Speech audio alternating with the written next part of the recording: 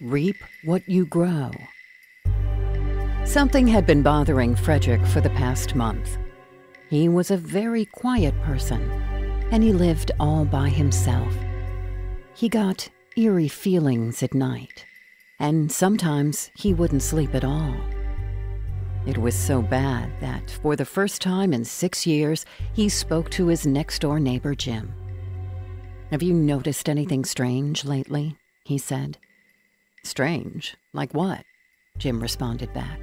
Fredrick got right to the point and said that for the past few weeks, he felt like something was moving in the woods. But every time he walked over to see what it was, nothing was there. His neighbor nodded his head as he also said he had been seeing some strange things. He offered Fredrick a seat by the porch and knew that if Fredrick was talking to him, that this must be serious. Because in the 6 years he has been Fred's neighbor, he has never heard him utter a word. "You think that's strange?" said Jim. "Since the government cut the trees down in the forest and replaced them with new ones, I have never seen an animal inhabit one. And sometimes when I pass them on my way home, it seems like the trees are sweating." What a ridiculous concept, they both thought. Something else bothered both of them as the conversation carried on. It seemed like both Fredrick and his neighbor agreed that the trees felt like they were getting closer to their houses. They both laughed as they soon thought how silly that sounded. They knew trees couldn't move like that.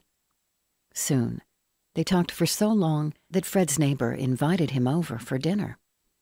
They spoke for a while and even had a few laughs. All of the family gathered and welcomed Fredrick in, but their happiness did not last long. The power soon went out, which was odd, considering there was no storm. It was a clear night, and at first it sounded peaceful enough. But as they began to talk about, they heard faint sounds in the distance. Just sounded like wind. But as it picked up, it sounded as if there were screams hidden within the wind. It was shouting and growing louder. Everyone in the family immediately thought of the trees, thinking they were the cause of the power outage. Fredrick wanted to bring his neighbor with him at the break of dawn.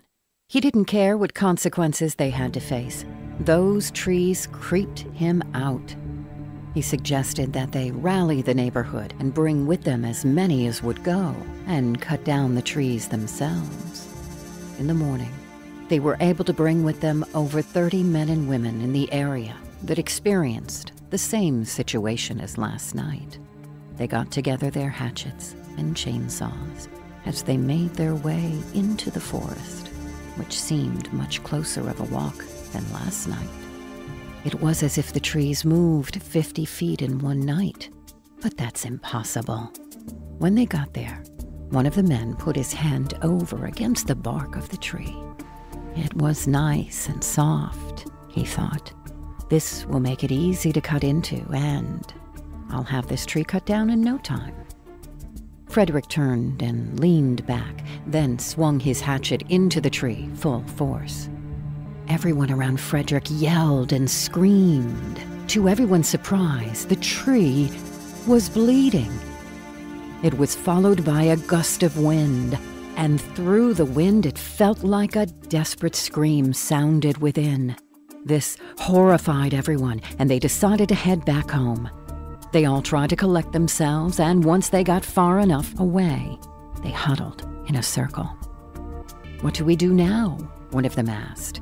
They were afraid to go back, so they thought if they stayed away, the trees would die off. Every day they would wake up and pass by on their way to work, and they felt a little uneasy, as if the trees were getting a little closer. Fredrick thought, that's ridiculous. Trees can't get up and move on their own. One morning, as Fredrick got up, he looked outside, and the trees were right across the street. Now, something had to be done. When everyone got home from work, Fredrick gathered all the neighbors, and they had a meeting. "What do you guys want to do next about the trees? By tomorrow, they will be standing right next to our own homes." "Call the police," one of them said. That theory was, however, out of the question. What police force was going to believe such a story? "Burn them," said another. By burning the trees, however, they were concerned that they were too close to their homes, and they could very well burn the neighborhood down. None of them even dared to try to cut them down. They were afraid it would come after them. A boy, who could not be any older than 9 years old, just then raced inside the house and shut the door. He was shaking with fear, and his nervous palms didn't let him take his hands off the doorknob. They tried to help the traumatized child, but he hurt all over and wouldn't allow them to touch him. He had cuts, scrapes, bruises all over his face. His left ear was bleeding and he was deaf on one side. As the boy tried to explain it, he was playing in the woods with his friends and they were playing a game of hide and seek. It grabbed 2 of his friends and raised them high into the air, where they are still hanging. It even got a hold of me and thrashed me into the ground a few times, but I managed to escape. It called to me. I could hear his voice in the wind. It said, "Bring everyone with me or it will let go of my friends from the highest branch, and their neck will snap." The town, in a panic, rallied and got their shotguns and rifles, with only Fredrick, Jim, and a man with ragged clothes and gray hair were left in that house. Jim's wife and 2 children were also there. Before they could even contemplate what to do next, screams and hollering and shrieks were heard all over, people firing away. Jim looked right outside his window. The trees could be seen getting closer in his yard. They were snatching and squeezing and ripping people's limbs and torsos off. Gunfire could be heard. Some of the trees were strong enough to lift up cars and throw them into the people's homes. Blood splattered, as an entire family of 6 was killed in moments. They broke their long branches through the house windows and tore off their roofs. This was all too much, and Jim and Fredrick immediately turned off all the lights in the home so the trees wouldn't think they were in there and that it wasn't occupied. They hid on the floor, as Jim said. Why is this happening? Trees that can walk, sweat, bleed, move around, and even talk to an extent? How is this possible? That same old guy with those raggedy clothes took a sip of his coffee and finally spoke. He let himself be known as Gus, as he told all of them of how just a few years ago he was working at a seed factory in the same town. It happened to be one of the foggiest days he had ever seen, and he could not see anything once he reached the highway. Neither could anyone else. He went on to say that a total of 87 crashes occurred, and he was in the middle of it. So many people had died. Some of them were burned alive in their vehicles. Others died right on impact. "Why are you telling us all this?" said Fredrick. "What does this have to do with what's going on now with these trees?" After the crash, all the seed scattered into the highway. A lot of that highway was covered in blood from those that died. My boss wished to keep it a secret and did not want us to throw the seeds away. That would mean a loss of money. Instead, he had us take them and wash them off. But some of the victims' blood had already been sunk into the seed. I guess what I'm trying to say is, these trees are made of people. Both Jim and Fredrick took a long stare at the old man in such disbelief. Jim held his children close and suggested the idea of poisoning them. But for the trees, a lot of poison takes weeks to get them to completely die, and by then, all of them would be gone. Gus got up from his seat at last and took out his gun. Hey, he looked inside the chamber, and there was only a single bullet.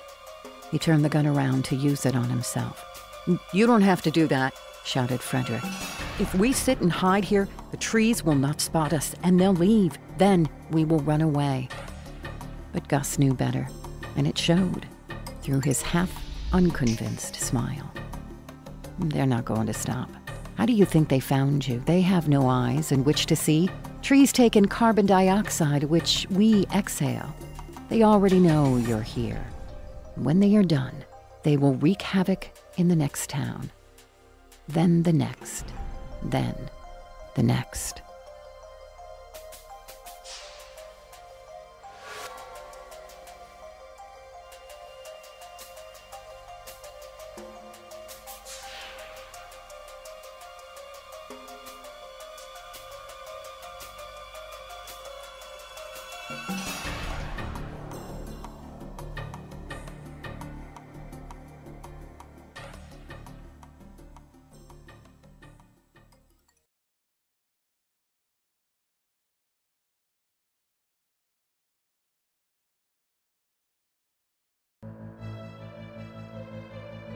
It was reaching the latter part of the evening, and the parents wanted to do something special.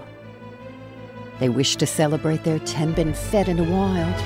But if you do what I say, we should all be safe. She rose up till it covered the whole chimney on the inside. Then they turned and ran. What do we do now?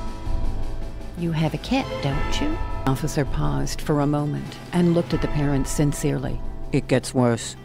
How can it get any worse than that?